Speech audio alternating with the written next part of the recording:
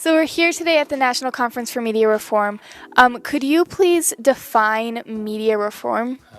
Well, good question. It could be defined many ways. To me, and I think for a lot of people at this conference, which is thousands of folks, it's about fundamental changes in the way news media are structured, the kind of information flow that we get, and the way that ownership, advertising, and underwriting have undermined our right to wide access of information, whether TV, radio, newspapers, or the internet.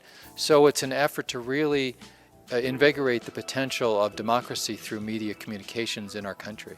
Why is it important?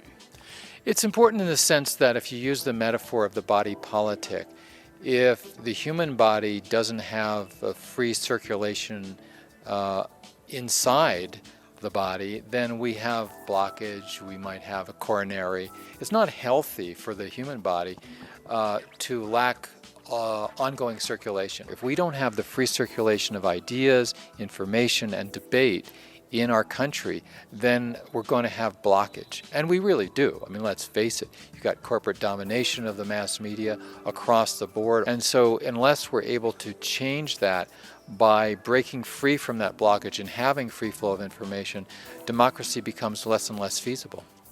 Could you identify certain groups that would be, I guess, like marginalized groups or anything, or any issue that like doesn't get as much coverage but because of, like you said, the corporatization of media? 2 million people are behind bars in this country, get very little media coverage. When the coverage does exist, there's very little told about their lives from their vantage points. Low-income people in general, the massive rampant poverty that we have in the United States, very little attention or voice given to the experiences of people who live below the poverty line.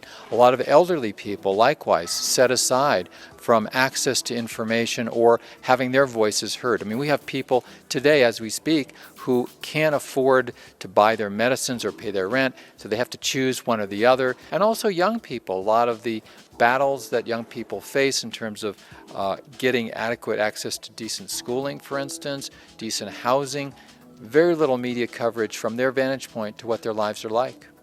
And how, if media was changed, how could this improve lives? Like, could you tell me like exactly how media affects like the change in our country?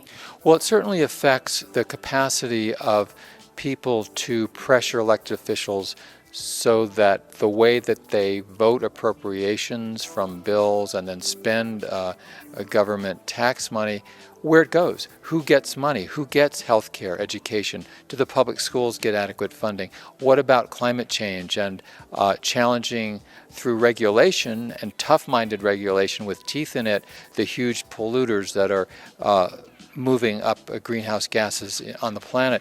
These are just some examples where if we have more open discourse and free flow of information, as the saying goes, knowledge is power. And if people don't have the knowledge, we don't have the power. That's true. Well, thank you. Is there anything else you'd like to add? Just that this is a wonderful project and good luck on what you're doing.